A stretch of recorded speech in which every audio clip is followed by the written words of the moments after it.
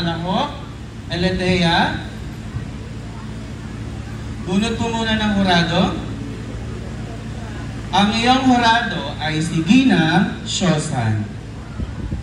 Bilang ng katanungan, ang bilang ng katanungan ay bilang 3.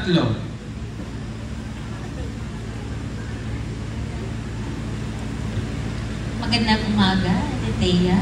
Magandang umaga din. Ito ang iyong katanungan. Kung bibigyan ka ng pagkakataon, anong proyekto ang gagawin mo upang mas mapalaganap ang paggamit ng Pilipino at katutubong wika?